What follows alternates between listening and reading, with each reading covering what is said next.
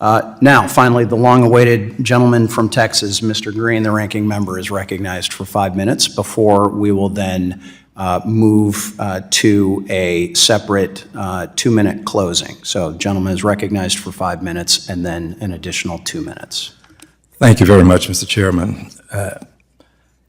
I am going to read from an article that was printed on Tuesday, December 12, 2023, and ask that it be admitted in the record at a later time. My colleagues, this is not contained in the article, are concerned about fungibility, but it is selective fungibility.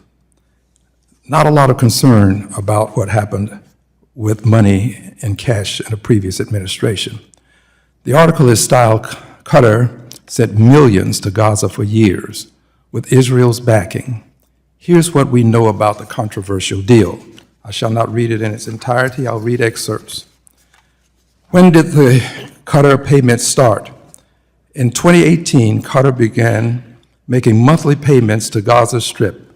Some 15 million were sent to Gaza in cash-filled suitcases. There was some talk earlier about cash and how it is fungible. Well, the money was supposed to go into Gaza to help with payments to people who were working to help the persons who live in Gaza. But cash is supposed to be fungible.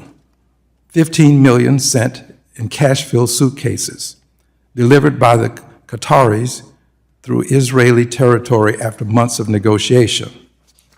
And then it goes on to read, Israel approved the deal in a Security Cabinet meeting in August 2018 when Netanyahu was serving his previous tenure as prime minister.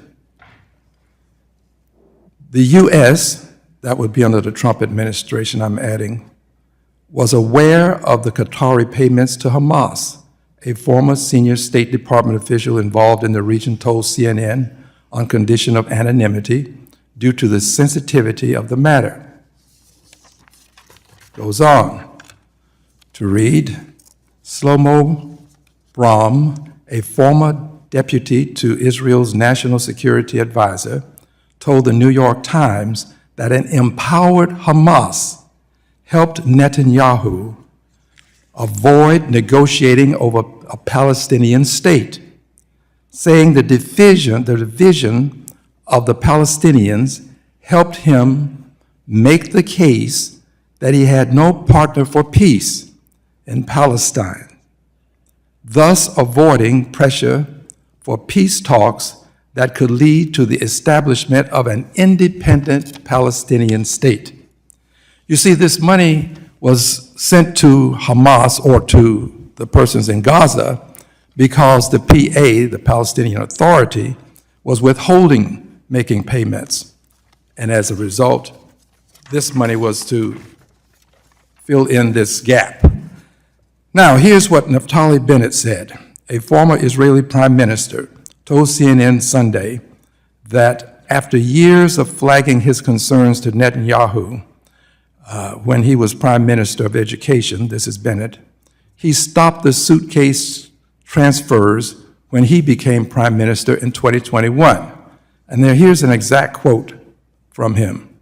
I stopped the cash suitcases because I believe that horrendous mistake to allow Hamas to have all these suitcases full of cash that goes directly to reordering themselves against Israelis. This is the exact quote. Why would we feed them cash to kill us? Bennett asked. Continuing. Qatar denies those funds were intended for Hamas, saying they were meant as aid to salaries of workers in the besieged enclave.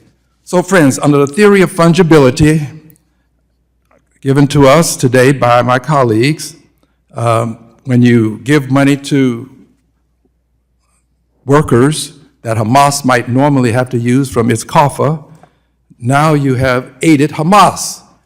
And the United States was aware of all of this under the Trump administration.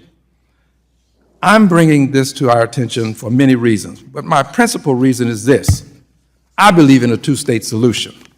I believe in it so strongly that I have a resolution that I have filed indicating that we should have a state for the Palestinians.